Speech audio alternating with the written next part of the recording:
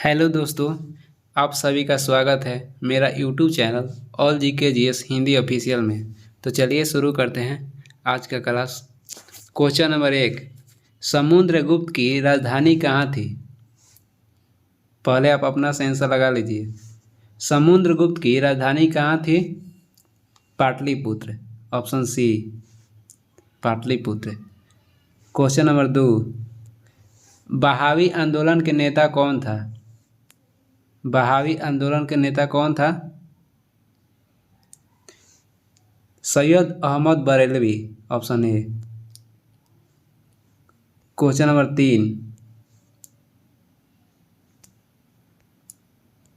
ई कचरा का सबसे बड़ा उत्पादक देश कौन सा है? ई कचरा का सबसे बड़ा उत्पादक देश कौन सा है? चीन, ऑप्शन डॉग। पौधों में वाष्पोत्सर्जन दर का निर्धारण कौन सा यंत्र करता है? पौधों में वाष्पोत्सर्जन दर का निर्धारण कौन सा यंत्र करता है? Potometer, option A. मैनोमीटर से गैस के दाब मापते हैं। स्फैग्नोमैनोमीटर से कहेगा तो मनुष्य का रक्तचाप। इसका आंसर हो जाएगा ऑप्शन ए। वाष्पोत्सर्जन दर मापता है पोटोमीटर। क्वेश्चन नंबर 5, चर्चा में रहा वेस्ट नाइल वायरस किस देश में पाया गया? युगांडा में, ऑप्शन डॉग। युगांडा की राजधानी है कंपाला। कंपाला।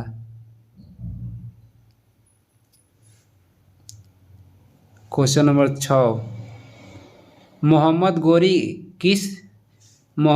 के किस, यहाँ पर देश नहीं होगा, दास। मोहम्मद गोरी के किस दास ने बंगाल और बिहार पर विजय प्राप्त की?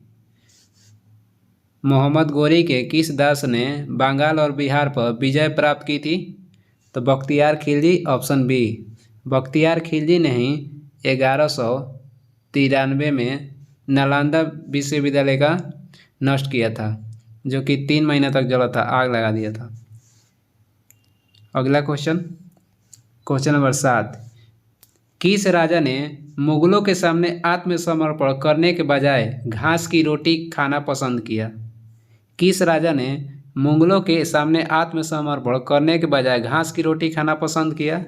Rana Pratap, option C. अगला क्वेश्चन, अमीर खुसरो का जन्म कहाँ हुआ है? अमीर खुसरो का जन्म कहाँ हुआ है? पटियाली में, option A. Question number 9, Delhi सल्तनत में कितने वंशों ने राज किया? 5। पहला गुलाम वंश, दूसरा खिलजी वंश, तीसरा तुगलक वंश, चौथा सुंग वंश, पांचवा लोधी वंश। क्वेश्चन नंबर 10, 1971 में भारत पाक युद्ध के समय रक्षा मंत्री कौन थे? Babu Jagjivan Ram, option A. 11 number, Bharat के साथ कश्मीर विलय को किसने स्वीकार किया? भारत के साथ कश्मीर विलय को किसने स्वीकार किया? राजा हरि सिंह, ऑप्शन ए। जब ईस्ट इंडिया कंपनी का स्थापना हुआ उस समय मुगल शासक कौन था? उस समय मुगल शासक कौन था? Akbar, option A. क्योंकि 1600 ईस्वी में ईस्ट इंडिया कंपनी का स्थापना हुआ। 1600 ईस्वी 1605 तक अकबर का शासन था। क्वेश्चन नंबर 13, नासिक और मुंबई को कौन सा दर्रा जोड़ता है? नासिक और मुंबई को कौन सा दर्रा जोड़ता है? तो थालघाट। इसको याद करने के लिए याद कर लीजिए, थाली लाने जाएंगे नासिक से मुंबई। नासिक और मुंबई को जोड़ता है थालघाट। अगला क्वेश्चन, क्वेश्चन नंबर 14, भारतीय संविधान के अस्थायी अध्यक्ष कौन थे?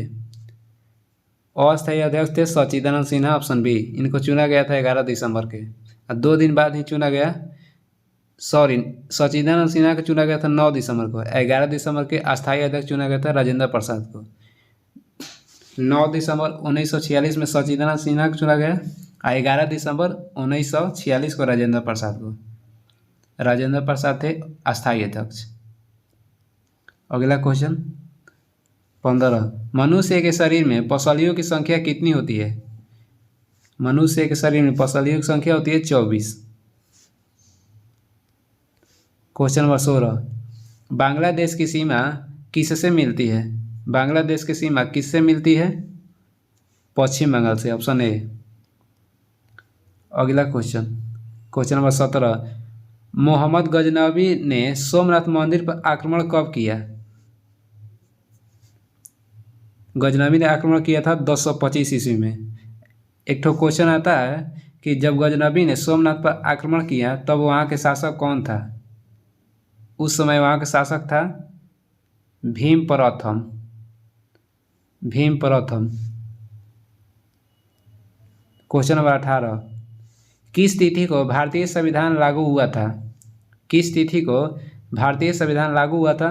लागू करेगा तो 26 जनवरी 1950, ऑप्शन ए। अब बोलता है कब अंगीकृत किया गया या अपनाया गया, तो 26 नवंबर 1949।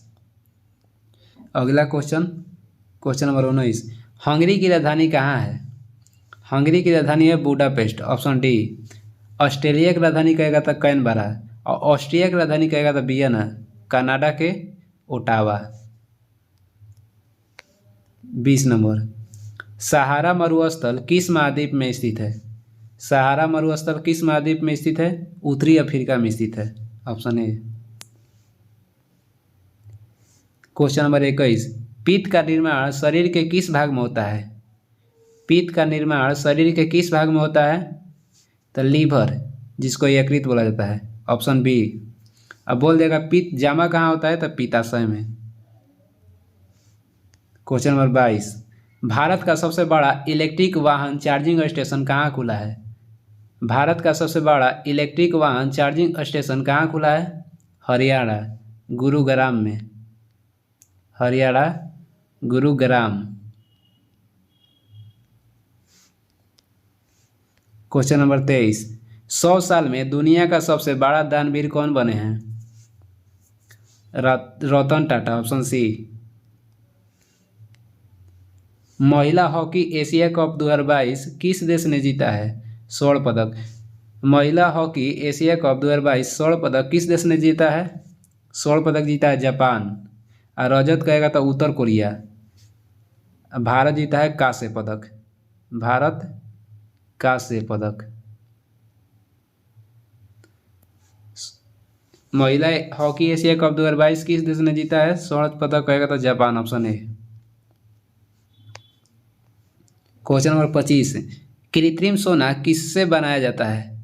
कृत्रिम सोना किससे बनाया जाता है? तो कॉपर और एल्युमिनियम को, तांबा और aluminium, option D. Question number 26। Bhagat Singh नौजवान सभा की स्थापना कब की? भगत सिंह ने नौजवान सभा की स्थापना किया था 1926 में। 1904 में बी डी सावरकर ने अभिनव भारत की स्थापना की है। 1929 में लाहौर अधिवेशन में पहली बार झंडा फहराया गया था। 1914 में मनमोहन रेखा का निर्धारण किया गया था। Question number 27। अंतर्राष्ट्रीय विधवा दिवस कब मनाया जाता है?